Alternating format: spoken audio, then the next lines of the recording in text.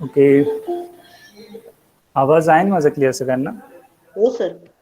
Okay, आणि screen मी share करतोय. एक मिनिट,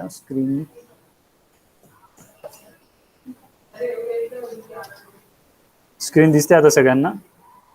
हो सर. Okay, thank you.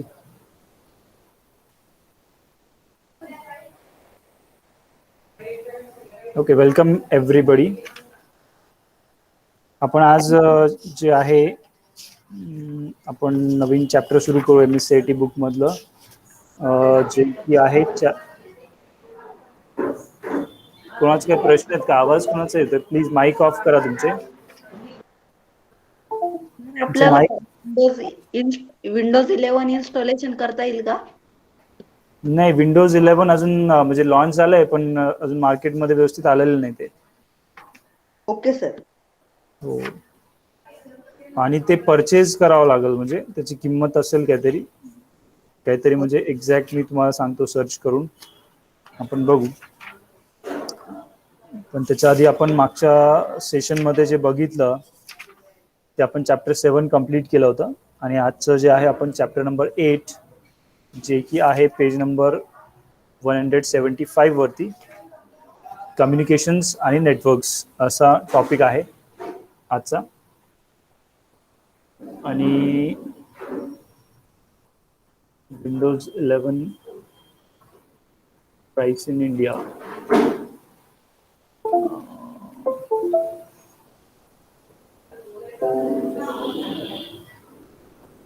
विंडोज 11 ची प्राइस काय दिली नाही इथे. अरे वा.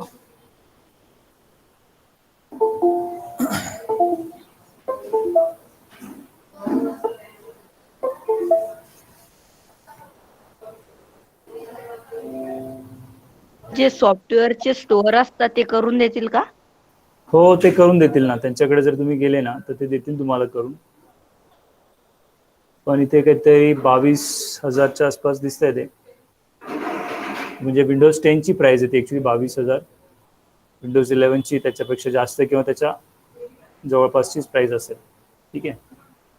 Okay sir. अंदाजे मी तुम्हाला सांगितलं.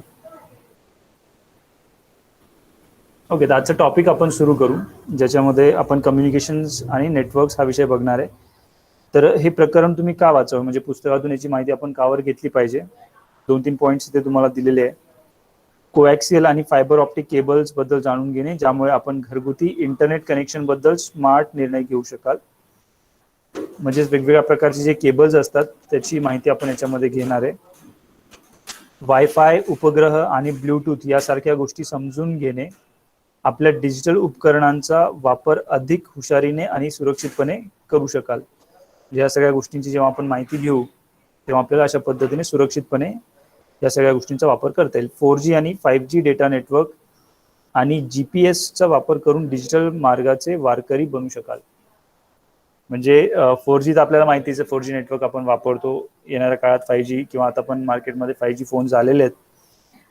आणि GPS पण तुम्हाला माहिती असेल, आपण डिटेल याच्यात बघणारच आहे.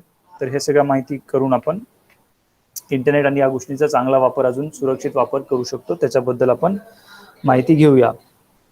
याच्यामध्ये सगळ्यात पहिलं जे तुम्हाला दिसतंय कम्युनिकेशन चॅनल्स, त्यानंतर कनेक्टिव्हिटी आणि कनेक्शन डिव्हायसेस, हे चॅप्टर 8च्या पहिल्याच पेजवर इथे तुम्हाला दिलेलं आहे. आता ज्यांच्याकडे बुक नाही आहे त्यांच्यासाठी मी इथे सर्च पण करतो ते, म्हणजे तुम्हाला चित्रांवरनं पण ते लक्षात येईल. कम्युनिकेशन चॅनल्स इन नेटवर्किंग असं जर आपण विचार केला किंवा ते जर सर्च केलं आपण, तर तुमच्या लक्षात येईल की प्रत्यक्षात हे जे कनेक्शन आपण वापरतो त्यासाठी लागणारे जे चॅनल्स आहेत ते वेगवेगळ्या माध्यमातून आपण एकमेकांशी कनेक्ट असतो. त्यासाठी अशा प्रकारचे सेल्युलर टावर्स असतात किंवा मग मायक्रोवेव्ह टावर्स असतात, वेगवेगळ्या प्रकारचे फायबर ऑप्टिक्स असतात, केबल्स असतात किंवा असे सॅटेलाइट्स आहेत. या सगळ्या गोष्टींचा वापर करून ॲक्च्युली इंटरनेटचं जे कनेक्शन आहे ते बनत असतं, ज्याला आपण कम्युनिकेशन चॅनल्स असं म्हणतो. त्याच्यानंतर सेकंड जो भाग येतो त्याच्यातला त्याला आपण कनेक्टिव्हिटी असं म्हणतो. Connectivity in networking. तर कनेक्टिव्हिटी म्हणजे जेव्हा दोन कम्प्युटर्स आपण एकमेकांशी जोडतो त्याला आपण कनेक्टिव्हिटी असं म्हणतो. मग ज्याच्यामध्ये शक्यतो अशा गोष्टींचा वापर होतो, वायफाय, ब्लूटूथ वगैरे या गोष्टींचा वापर त्याच्यामध्ये तिथे होत असतो. ओके. आणि त्यानंतर आहे कनेक्शन डिव्हाइसेस.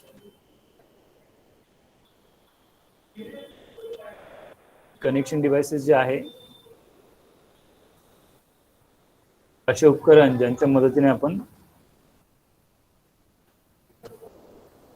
नेटवर्क तयार करतो, ज्याच्यामध्ये की मोबाईल, लॅपटॉप किंवा अशा अशा गोष्टी त्याच्यामध्ये येऊ शकतात. स्विच, राउटर वगैरे ह्या सगळ्या गोष्टी त्याच्यामध्ये येतात, ज्याला आपण हब म्हणतो, स्विच, एक्सेस पॉइंट, अशा सगळ्या गोष्टी त्याच्यामध्ये येत असतात की ज्याच्यामुळे आपण कनेक्शन तयार करतो. ओके. आता याच्यामध्ये तुम्हाला इथे पुढे दिलंय,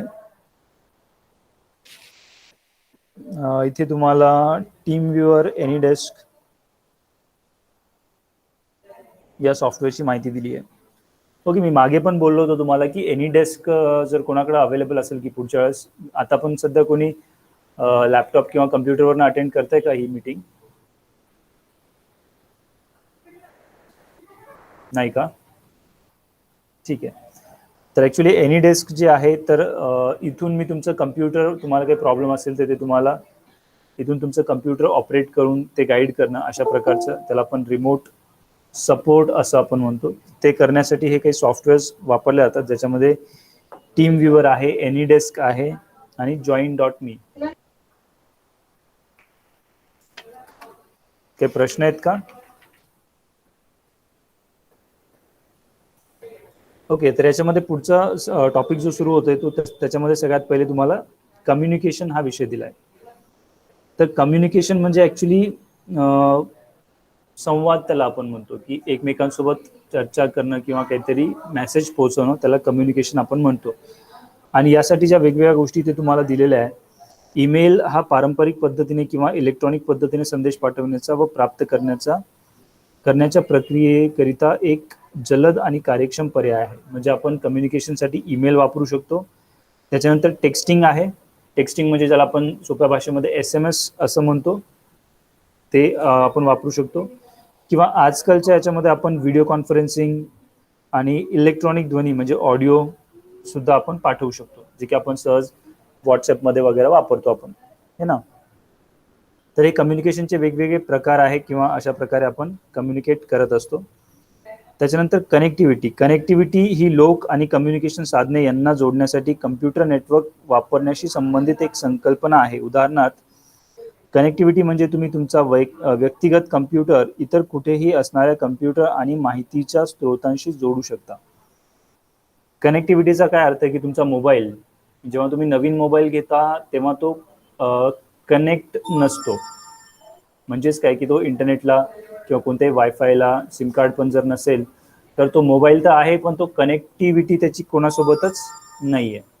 आणि ज्यावेळेस तुम्ही त्याला सिम कार्ड त्याच्यामध्ये टाकता, डेटा सुरू करता, वायफायला कनेक्ट करता, तेव्हा आपण म्हणतो की तो मोबाईल आता कनेक्टिव्हिटी रेंजमध्ये आहे किंवा तो मोबाईल किंवा लॅपटॉप किंवा कम्प्युटर कनेक्ट झालेला आहे.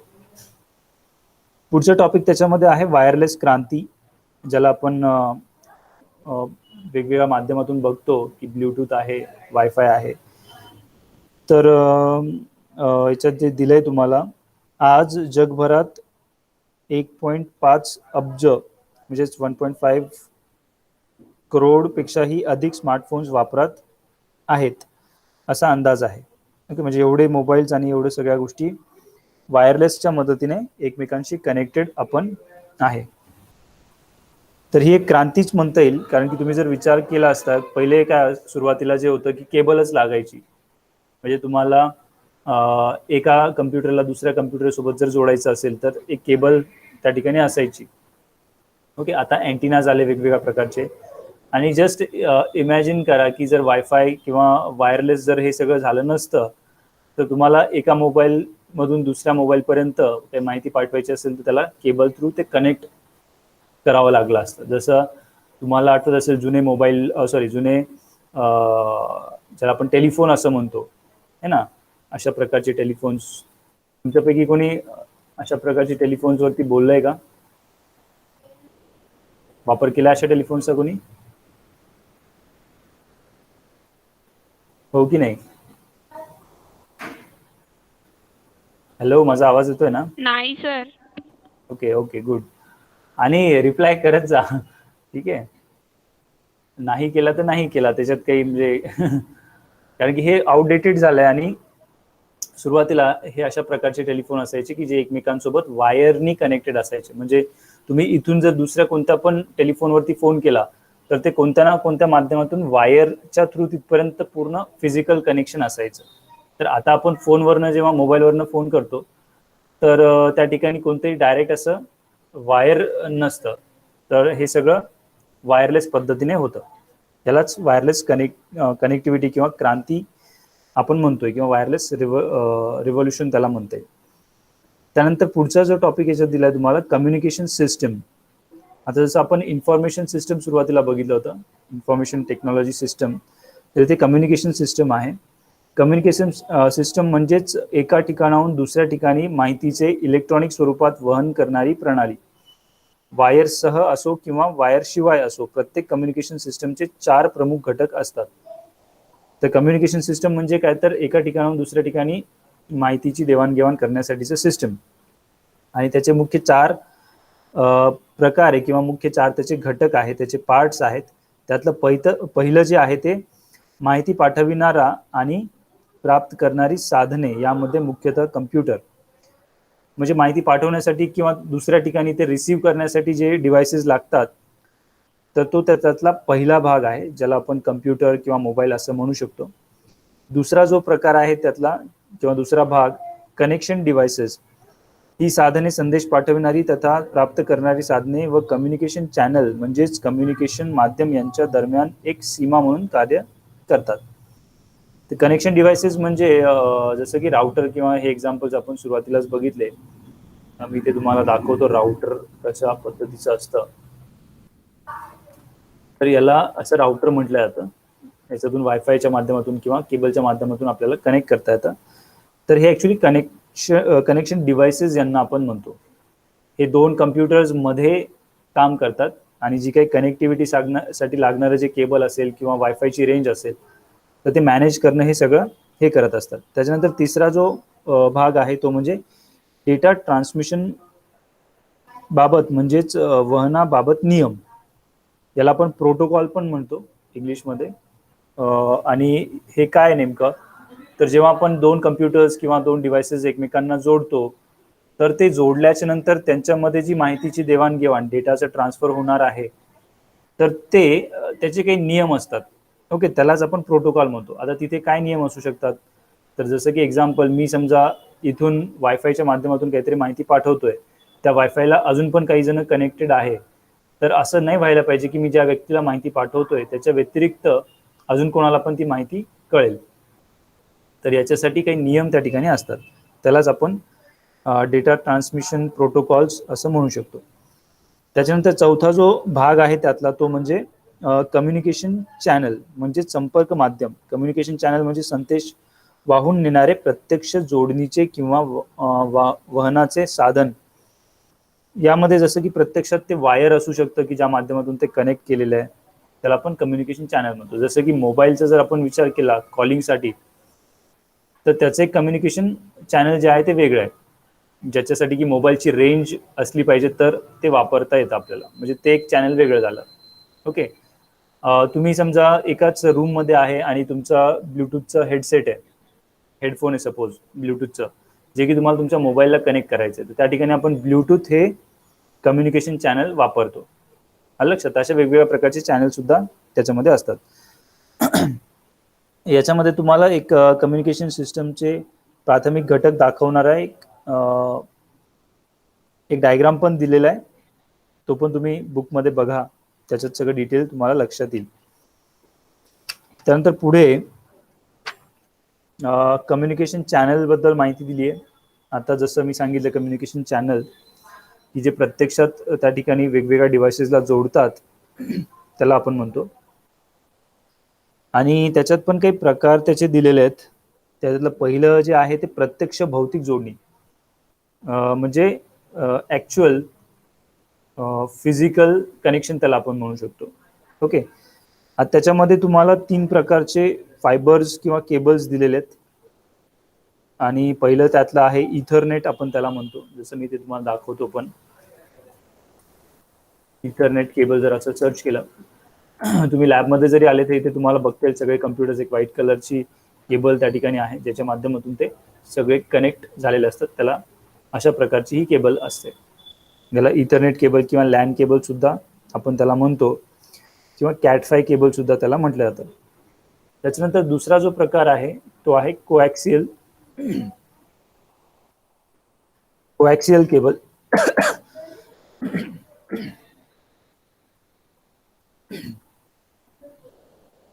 कोॲक्सियल केबल हे अशा प्रकारचं असतं, जे तुम्ही बघितलं असेल. हे बघितलंय की कुणी अशा प्रकारचं केबल? कुठे बघितलंय सांगतील?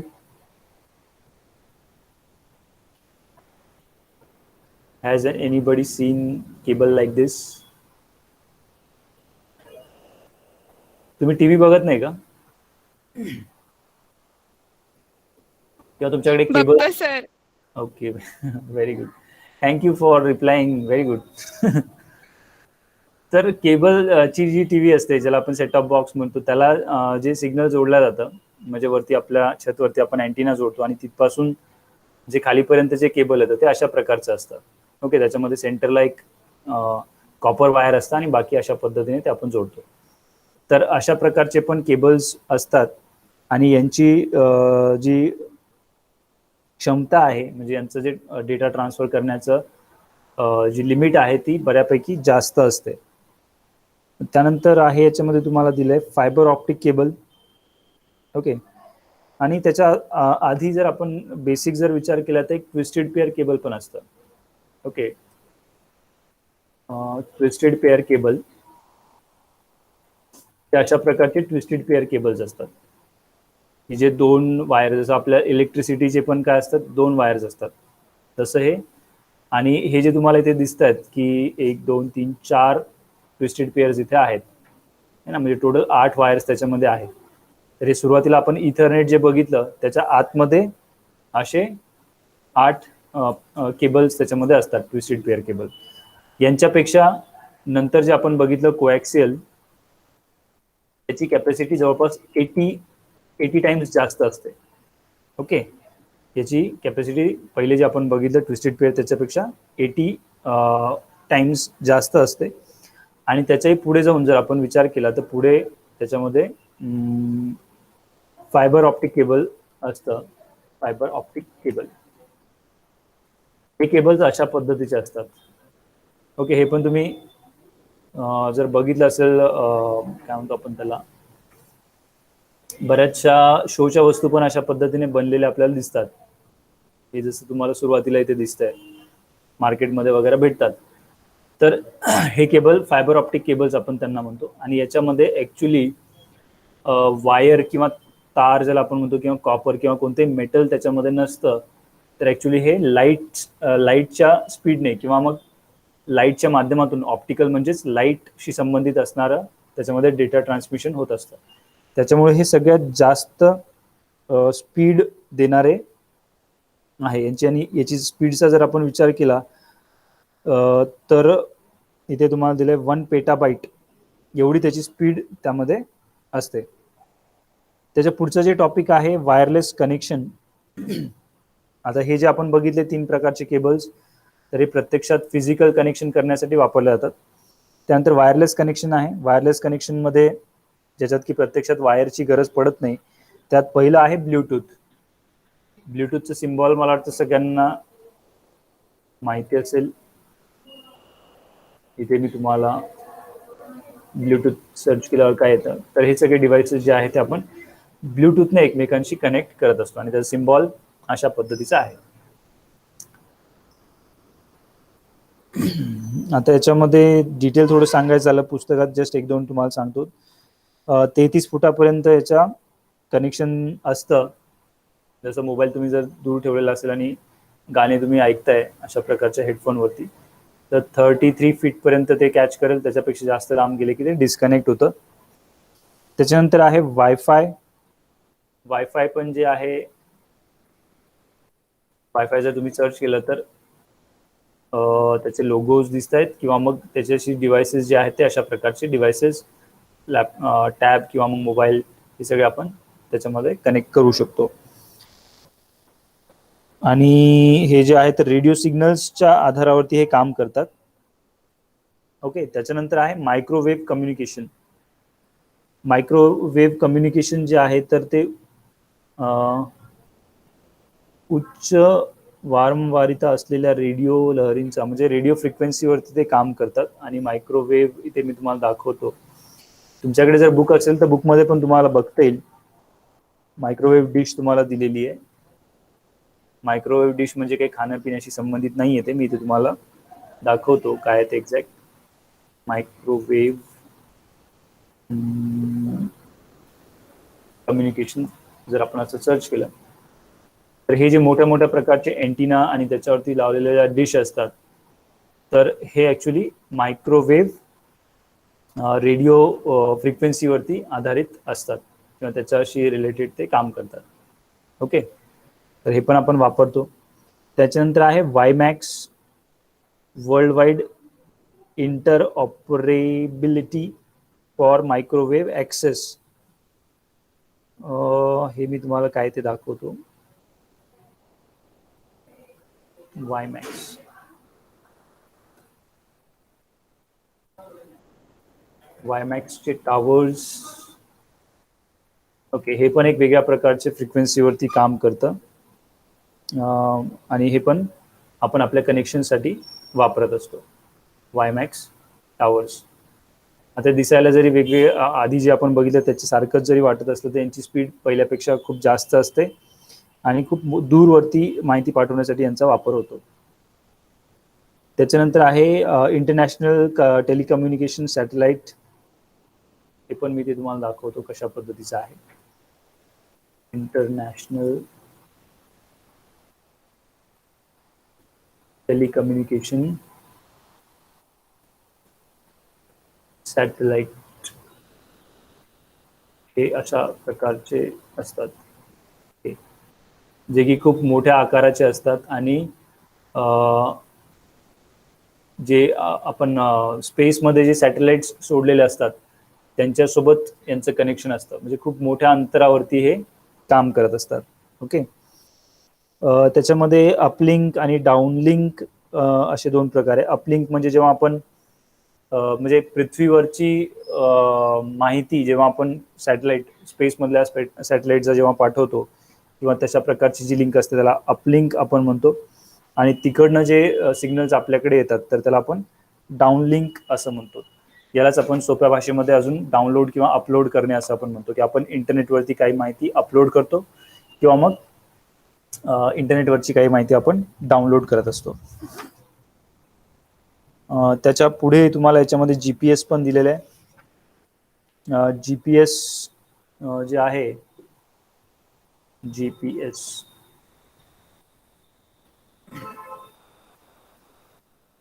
तर हे अशा प्रकारचं इथे GPS कनेक्शनसाठी आपण वापरतो. GPS साठी ॲक्च्युली आपल्याला इंटरनेटची गरज नसते, ते एक वेगळ्याच प्रकारचं कनेक्शन आहे आणि ते सुद्धा आपण वापरून आपण नेमकं कुठे आहे पृथ्वीवरती आपलं लोकेशन किंवा एखादी जागा वगैरे शोधण्यासाठी त्याचा वापर होत असतो. ठीक आहे, त्याच्या पुढे बरं इथपर्यंत कोणाचे काही प्रश्न असतील तर ते आपण घेऊ किंवा समजतंय की नाही ते पण मला सांगा एकदा. इथपर्यंत सगळं समजलं? सगळे जागी असतील तर प्लीज मला सांगा. हो सर. Okay, thank you. बाकीचे झोपलेत का? येस, कृष्णराज, प्रतीक्षा, समीक्षा, ताहुरा, चेतन, तुम्ही सगळे ऐकताय का? तुमचा आवाज नाही आला. चेतन, कृष्णराज हो म्हणताय. ओके सर आहेत आम्ही इथेच. Very good. मला ते कळत नाही ना तुम्ही आहे का. तुमचं फक्त म्हणजे शाळेतल्या लेक्चर सारखं तर नाही ना. बऱ्याच वेळेस शाळेतले लेक्चर्स असे असतात की बोरिंग असतात किंवा मग ठीक आहे फक्त अटेंडन्स लागण्यापुरतं ते चालू असतं. तसं काही नाही आहे इथे. ठीक आहे, तुम्ही पार्टिसिपेट करा जेव्हा मी विचारतो तेव्हा. थँक्यू. ठीक आहे, पुढचं जे टॉपिक आहे तर ते आहे कनेक्टिंग डिव्हाइस. कोणत्या कोणत्या प्रकारचे डिव्हाइसेस आहे जे की आपण कनेक्शन करण्यासाठी वापरतो, आणि याच्यामध्ये दोन प्रकारे ते दिलेलं आहे. एकेकाळी सर्व कम्प्युटर कनेक्शन टेलिफोन लाईन्सद्वारे होत असत. हे सगळ्यात जुना जो प्रकार आहे तो म्हणजे ॲनालॉग त्याला आपण म्हणतो. आणि ॲनालॉग सिग्नल्स जे आहे, ॲनालॉग सिग्नल्स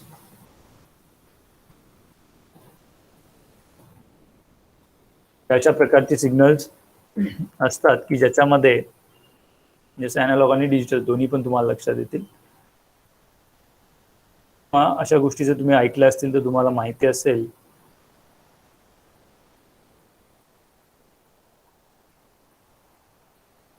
हे अशा प्रकारचे असतं ॲनालॉग सिग्नल्स, की त्याच्यामध्ये सपोज इथे -5 व्होल्ट आहे आणि इथे 0 आहे आणि +5 व्होल्ट आहे. त्याच्यामध्ये कमी जास्त होत असताना प्रत्येक पॉईंट म्हणजे 0 पासून 5 पर्यंत जाण्यासाठी मग या ठिकाणी 1 2 3 4 5 करत करत तिथपर्यंत जाईल आणि असं. तर डिजिटलमध्ये मात्र डायरेक्टली 0 to 5 किंवा मग 5 to डायरेक्ट 0 असं तो त्याचं सिग्नल जे आहे त्या पद्धतीचं असतं. ओके. आता याच्यामध्ये दुसरा जो प्रकार येतो त्याला आपण मोडेम असं म्हणतो. मोडेम कनेक्टिव्हिटी डिव्हाइसेस आपण बघतोय, त्यातला पहिला जो डिव्हाइस आहे त्याला आपण मोडेम असं म्हणतो. आणि याच्यामध्ये ॲक्च्युली दोन गोष्टी होत असतात, मॉड्युलेशन आणि डिमॉड्युलेशन. तर मॉड्युलेशन म्हणजे काय किंवा डिमॉड्युलेशन म्हणजे काय मी तुम्हाला ते सांगतो. ॲक्च्युली होतं काय की जेव्हा आपण ही डेटा ट्रान्सफर करत असतो आपण, तर आजकाल सगळा जो डेटा आहे तो जास्त करून डिजिटल स्वरूपामध्ये असतो. सगळा डेटा फक्त डिजिटल 0 आणि 1च्या स्वरूपात असतो. पण बरेचसे डिव्हाइसेस ॲनालॉग असतात किंवा मग ॲनालॉग डिव्हाइसचा जो डेटा आहे तो आपल्याला डिजिटल माध्यमातून पाठवायचा असतो आणि परत दुसऱ्या ठिकाणी ते ॲनालॉग किंवा डिजिटल पद्धतीने इंटरचेंज किंवा ट्रान्सलेट त्याला आपल्याला करावं लागतं. तर हे जे ट्रान्सलेट करण्यासाठीचे जे डिव्हाइसेस असतात त्यालाच आपण मोडेम असं म्हणतो, जे की दोन शब्दापासून बनलेलं आहे, मॉड्युलेशन आणि डिमॉड्युलेशन. त्याला शॉर्टमध्ये आपण मोडेम असं म्हणतो.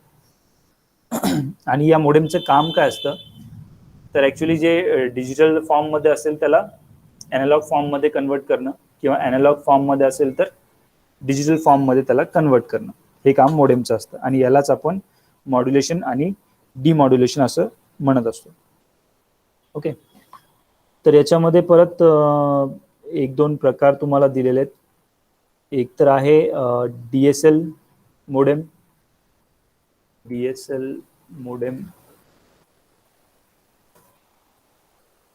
मोडेम जे आहे ते अशा प्रकारचे असतात की जे टेलिफोन वायर जे असतं, म्हणजे जुनं जे टेलिफोन आता आपण थोड्या वेळ पहिले जे बघितलं, तर त्या टेलिफोनचं जे वायर असतं त्याच्या माध्यमातून जेव्हा आपण इंटरनेटला कनेक्ट होतो तेव्हा अशा प्रकारचे मोडेम्स आपल्याला लागतात.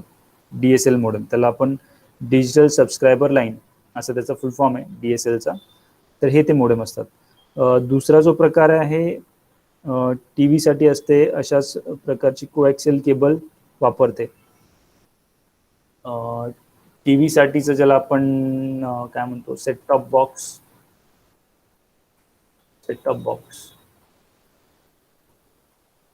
हे पण एक प्रकारचं मोडेम आहे की जे अँटिनावरती जे सिग्नल्स येतात ते ॲनालॉग पद्धतीने टी व्हीवरती दिसण्यासाठी इथे पण ते मॉड्युलेशन आणि डिमॉड्युलेशन त्याचं होत असतं. तर हे पण एक प्रकारचं मोडेम म्हणता येईल आपल्याला, जे आपण टी व्हीसाठी वापरतो आणि कोएक्सियल केबल सोबत आपण ते वापरतो. आणि तिसरा जो प्रकार याच्यामध्ये दिला आहे तुम्हाला, वायरलेस मोडेम. तर ते पण इथे आपण बघू, वायरलेस मोडेम. तर हे असतात वायरलेस मोडेम. ओके. किंवा याच्यापैकी अजून असे पण तुम्ही मोडेम्स बघितले असतील की ज्याच्या माध्यमातून आपण कोणत्याही कुठेही जिथं त्या मोबाईलची रेंज असेल त्या ठिकाणी आपण अशा प्रकारचे वायरलेस मोडेम वापरून डायरेक्ट लॅपटॉपलाच इंटरनेट कनेक्ट करू शकतो. म्हणजे वेगळं राउटर किंवा इतर काही गोष्टी फिजिकल कनेक्शन वगैरे करायची गरज त्या ठिकाणी नसते. त्याच्यानंतर पुढचा टॉपिक याच्यामध्ये तुम्हाला दिलेला आहे कनेक्शन सर्व्हिस. कनेक्शन सर्व्हिस जे आहे तर त्याच्यानुसार तुमची ॲक्च्युली स्पीड डिपेंड असते. ज्यांना सुरुवातीला एक मिनिट मी ते तुम्हाला थोडंसं वाचून दाखवतो. अनेक वर्षे मोठमोठ्या कंपन्या टेलिफोन कंपनीकडून खास जलद गती लाईन्स भाडे तत्वावर घेत आहेत. सुरुवातीला त्या या तांब्याच्या लाईन्स होत्या, ज्यांनी T1 लाईन्स असं म्हटलं जायचं. म्हणजे सुरुवातीला जे थोड्या वेळ पहिले मी तुम्हाला दाखवलं की टेलिफोनचे जे कनेक्शन्स असायचे ते डायरेक्ट वायरच्या मदतीने असायचे, त्याला T1 असं म्हटलं जायचं.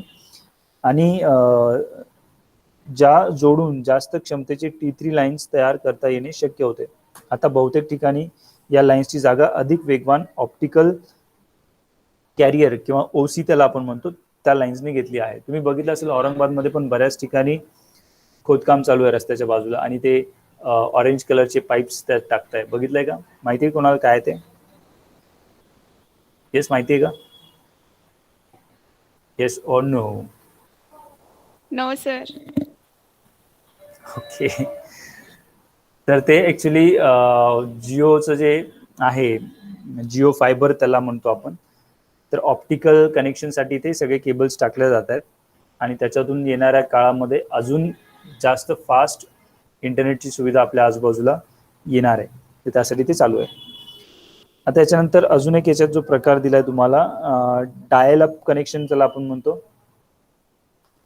डायल अप कनेक्शन जे आहे ते बऱ्यापैकी स्लो असतात आणि सुरुवातीला टेलिफोनच्या मदतीने ते वापरल्या जायचे. त्याच्यानंतर याच्यामध्ये तुम्हाला दिलंय DSL, डिजिटल सबस्क्रायबर लाईन, जे आपण आता थोडा पहिले बघितलं, तो पण एक प्रकार आहे की ज्याच्या मदतीने आपण, आता हे सगळे काय तर ऍक्च्युली वेगवेगळ्या कंपन्या तुम्हाला इंटरनेटला कनेक्ट कसं करून देतात त्याच्यावर हे सगळं डिपेंड आहे. आता तर जास्त करून आपण वायरलेसच घेतो, पण पहिले BSNLचं ब्रॉडबँड सेवा असायची, त्याला ब्रॉडबँड पण म्हटलं जातं, किंवा फायबर ऑप्टिक सेवा त्याला आपण म्हणतो. तर अशा प्रकारचे वेगवेगळे कनेक्शन सर्व्हिसेस पण त्या ठिकाणी आपल्याला दिल्या जातात.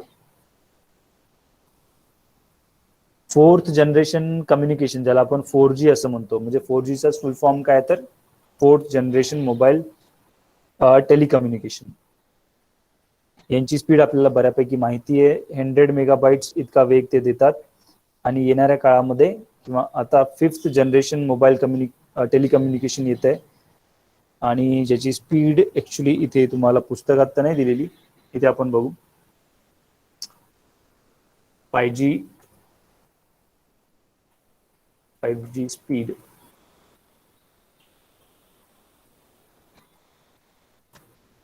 ची स्पीड इथे तुम्हाला दिसते, ते पण वेगवेगळ्या देशांमध्ये वेगवेगळी दिसते आपल्याला.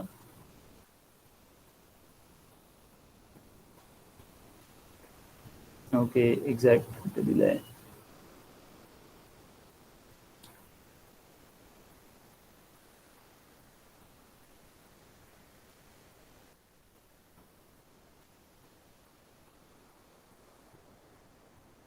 ओके, तर हे इथे आपल्याला दिसतंय 92.7 Mbps अपलोडची स्पीड आहे आणि जवळपास 803 Mbps म्हणजे जवळपास 1 GB आसपास तिथे आपल्याला डाउनलोडची स्पीड त्याच्यामध्ये मिळते. तर हे बऱ्यापैकी खूप जास्त आहे आणि आपल्याला सगळ्यांनाच ते लवकरच वापरायला पण मिळतील. ज्या अर्थात आपल्याला ते विकत घ्यावं लागेल. जसं आपण 4G सिम कार्ड घेतले तसेच हे पण सिम कार्ड चेंज होतील, त्याच्यासाठी वेगळे मोबाईल्स कदाचित घ्यावं लागतील, पण मग ती स्पीड आपल्याला अजून जास्त प्रकाराने वापरता येईल. त्यानंतर इथे तुम्हाला डेटा ट्रान्समिशन हा नेक्स्ट टॉपिक आहे, ज्याच्यामध्ये की पहिलं टॉपिक तुम्हाला परत बँडविड्थ आहे. तर बँडविड्थ म्हणजेच काय की जसं सोप्या शब्दांमध्ये जर सांगायचं झालं तर छोटा पाईप जर असेल तर त्यातून कमी पाणी येईल आणि मोठा जाड पाईप जर असेल तर त्यातून जास्त पाणी येईल. सेम लॉजिक त्याचं लागतं की ज्या ठिकाणी बँडविड्थ कमी असेल तिथे आपल्याला स्पीड कमी मिळते आणि जिथं बँडविड्थ जास्त असेल तिथे आपल्याला स्पीड जास्त मिळते. याचे 3 प्रकार इथे तुम्हाला दिलेले आहेत. एक आहे व्हॉइस बँड, ज्याला लो बँडविड्थ असंही म्हणतात. हे शक्यतो फक्त फोनवर जेव्हा आपल्याला बोलायचं असेल, जे सुरुवातीचे जे फोन होते टेलिफोन ज्याला आपण म्हणतो, त्याच्यामध्ये फक्त बोलता येत होतं, तर ते लो बँडविड्थचे होते. त्याचे सिग्नल्स खूप कमी प्रमाणात किंवा खूप कमी सिग्नल्स एका वेळेला पाठवल्या जाऊ शकत होते. त्याच्यानंतर मध्यम बँडविड्थ आले, ज्याच्यामध्ये की आपल्याला हे मेन फ्रेम कम्प्युटर सोबत वगैरे वापरले जाते. आणि याच्यामध्ये डेटा ट्रान्समिशनची जी स्पीड आहे किंवा कॅपॅसिटी जी आहे ती जास्त आहे. त्याच्यानंतर ब्रॉडबँड प्रकार आला, ज्याच्यामध्ये की उपग्रह, सॅटेलाइट्स वगैरे या गोष्टींचा वापर करून अजून जास्त स्पीड आणि एकाच वेळेला खूप सारी माहिती पाठवणं शक्य झालं, त्याला आपण ब्रॉडबँड असं म्हणतो. आणि त्यापेक्षाही जास्त स्पीड जी आहे आता बेस बँड सेवा अगदी जवळजवळ स्थित असलेल्या कम्प्युटरना जोडण्यासाठी. आणि बेस बँड जे आहे तर दोन कम्प्युटरचे शेजारी शेजारी ठेवलेले असतील एकाच रूममध्ये, तर त्या ठिकाणी जेव्हा आपण डेटा ट्रान्सफर करायचा असेल तर तिथे आपण बेस बँडचा वापर करत असतो. ओके. त्यानंतर पुढचा टॉपिक याच्यामध्ये आहे प्रोटोकॉल. प्रोटोकॉल बद्दल आपण थोड्या वेळ पहिले पण चर्चा केली. प्रोटोकॉल म्हणजेच काय, तर एकदा कनेक्शन आपलं रेडी झालं, आपण वायफायच्या मदतीने किंवा मग 5G नेटवर्क असेल किंवा कोणत्याही प्रकाराने आपण इंटरनेटला जर कनेक्ट झालो, त्यानंतर जो डेटाचा ट्रान्सफर होतो, एका ठिकाणाहून दुसऱ्या ठिकाणी डेटा ट्रान्सफर करणं किंवा तिकडनं आपल्या ठिकाणी डेटा डाउनलोड करणं, याच्यासाठी जे नियम असतात त्याला आपण प्रोटोकॉल असं म्हणतो. त्याच्यामध्ये HTTPS हा एक प्रोटोकॉल, ज्याचा फुल फॉर्म आहे हायपर टेक्स्ट ट्रान्सफर प्रोटोकॉल, आणि त्याच्यासमोर एस जर लिहिलेलं असेल तर आपण सिक्युअर असं म्हणतो. HTTP protocol. ओके. आता हे तुम्हाला इथे लक्षात येईल. ऍक्च्युली हे असं असतं, एक क्लायंट आहे आणि इकडे सर्व्हर आहे. सर्व्हर म्हणजे मेन जो ज्याला आपण कनेक्ट केलाय, ज्याच्याकडून आपल्याला काही माहिती घ्यायची आहे, अर्थात त्याला आपण इंटरनेट पण म्हणू शकतो सर्व्हरला, आणि हा क्लायंट म्हणजे आपला PC. तर आपल्याला जी माहिती लागते ती आपण HTTP रिक्वेस्ट करतो आणि मग HTTPला ते सर्व्हर किंवा इंटरनेटवरनं आपल्याला रिस्पॉन्स येतो. तरी अशा प्रकारचं कनेक्शन त्या ठिकाणी होत असतं. त्याच्यानंतर याच्यामध्ये तुम्हाला दिलेलं आहे आयडेंटिफिकेशन एक असतं. IP ॲड्रेस त्याच्यासाठी लागतो आपल्याला. म्हणजे दोन कम्प्युटर जे एकमेकांना जोडले आहेत त्यांच्यामध्ये जसं की हे सेम तसं आहे. आणि याचा एक चांगला व्हिडिओ तुम्हाला एरामध्ये दिलेला आहे. ओके, ते समजून घ्या. एरामध्ये तुम्हाला बहुतेक इथे दिलेलं पण आहे. तुमच्या कम्प्युटरच्या इंटरनेटवर एक विशिष्ट पत्ता असतो. एराला भेट द्या आणि इंटरनेट प्रोटोकॉलची वैशिष्ट्ये माहिती करून घ्या. तर तुमच्यापैकी कोणी बघितलंय का ऍक्च्युली हे एरामध्ये तिरीमिरी जे कार्टून आहे, माहिती आहे तुम्हाला? किती जणांना माहिती आहे एरामध्ये तिरीमिरी नावाचे कार्टून्स असतात? एरा ऐकताना? हो सर. Yes yes, okay. तर त्याच्यामध्ये प्रोटोकॉल सांगणारं पण एक सेशन किंवा एक व्हिडिओ त्याच्यात आहे, जे तुम्हाला व्यवस्थित लक्षात येईल. पण सध्या मी तुम्हाला थोडक्यात सांगतो की दोन कम्प्युटर्समध्ये कनेक्शन होण्यासाठी त्या दोन्ही कम्प्युटर्सचा एक ॲड्रेस असतो स्वतःचा, ज्याला आपण IP ॲड्रेस म्हणतो. तर ॲक्च्युली इथे जे आपण वेबसाईट टाकतो, तर वेबसाईट आपल्याला समजण्यासाठी असतं. त्या वेबसाईटचा एन्कोडिंग करून, ज्यालाच आपण आयडेंटिफिकेशन असं म्हणतो, म्हणजे एखादी वेबसाईट जर आपण इथे टाकली, ॲक्च्युली मी ते तुम्हाला दाखवतो. गुगल IP ॲड्रेस असं जर आपण सर्च केलं,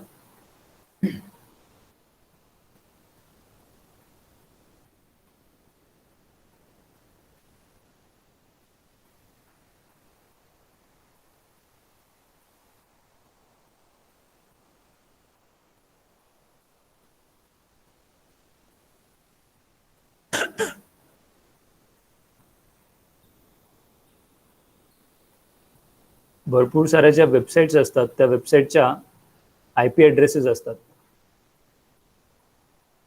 जसं की इथे एक मिनिट. ओके, हे एक दिसतंय. जसं ते facebook.com आहे. facebook.com ॲक्च्युली त्याचा कोड असा होतो 157.240.23.35. याचा अर्थ facebook.com. ठीक आहे, फेसबुक IP ॲड्रेस. म्हणजे असं जर तुम्ही इंटरनेटवर टाकलं, ॲक्च्युली हे टाकून बघू आपण येतं का. 157.240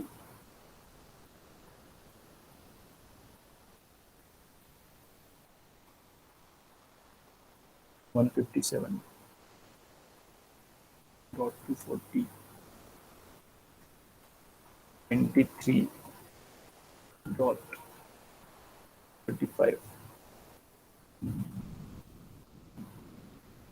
ओके, आलं लक्षात. म्हणजे आपण डायरेक्ट www.facebook.com टाकतो, तर ऍक्च्युली त्याचा ऍड्रेस अशा प्रकारे असतो. आता हे जर तुम्हाला म्हटलं की facebook.com ऐवजी हा नंबर लक्षात ठेवा, तर अवघड जाईल है ना. म्हणजे कोणत्याही वेबसाईटचा अशा प्रकारचा एक ऍड्रेस असतो. आपण लक्षात ठेवण्यासाठी त्याला नावं दिलेली आहेत, त्याला आपण डोमेन नेम असं म्हणतो. आणि जेव्हा आपण हे इथे एंटर करतो तर ऍक्च्युली आयडेंटिफिकेशन होतं की ते नेमकं कोणतं, त्याच्या ऍड्रेसवरनं आपला कम्प्युटर त्या वेबसाईटला किंवा त्या सर्व्हरला कनेक्ट होतो. आणि त्याच्या पुढची जी प्रोसेस आहे त्याला आपण पॅकेटायझेशन म्हणतो. म्हणजे जसं आता मी तुमच्यासमोर इथे facebook.com टाकलं, तर त्याच्यानंतर काय झालं, आपल्याकडे इथे काही फोटो आले किंवा मग काही गोष्टी इथे आल्या, तर ह्या कुठून आल्या असतील, पहिल्यापासून तर आपल्या कम्प्युटरमध्ये नव्हत्या. तर ह्या ऍक्च्युली त्या facebook.comची जी वेबसाईट, जे सर्व्हर आहे त्याच्यावरनं आपल्या कम्प्युटरपर्यंत ती माहिती पाठवल्या गेली. बरोबर. आता ही माहिती पाठवताना छोट्या छोट्या तुकड्यांमध्ये पाठवल्या जाते, ज्याला आपण पॅकेटायझेशन असं म्हणतो. ओके. आता हे खूप टेक्निकली जर सांगायला गेलं तर खूप अवघड आणि समजायला थोडंसं अवघड वाटेल, पण सोप्या शब्दात तुम्हाला लक्षात राहण्यासाठी एवढं खूप आहे. त्यानंतर पुढचा जो टॉपिक आहे याच्यामध्ये तुम्हाला माहिती तंत्रज्ञान तुमच्यासाठी, याच्यामध्ये मोबाईल ऑफिस तुम्हाला दिलेलं आहे. Okay, mobile office, mobile hotspot device, त्यानंतर व्यक्तिगत हॉटस्पॉट, सार्वजनिक वायफाय, म्हणजे मोबाईल जो आपल्या हातामध्ये असतो त्याचा ऑफिशियल आपण कशा पद्धतीने वापर करू शकतो, क्लाउड स्टोरेजसाठी मोबाईल वापरता येईल, किंवा मग व्हिडिओ कॉन्फरन्सिंग सारख्या गोष्टींसाठी आपण मोबाईलचा वापर करू शकतो, ते इथे तुम्हाला दिलेलं आहे. ओके, त्याच्या पुढचा जो टॉपिक आहे नेटवर्क, तो मला वाटतं आपण पुढच्या सेशनमध्ये बघू. आज इथे आपण थांबू. कोणाचे काही प्रश्न असतील तर ते घेऊ किंवा मग आपण थांबू. काही प्रश्न आहेत? Yes, do you have any questions? Okay, then we'll stop today. Bye bye. Thank you.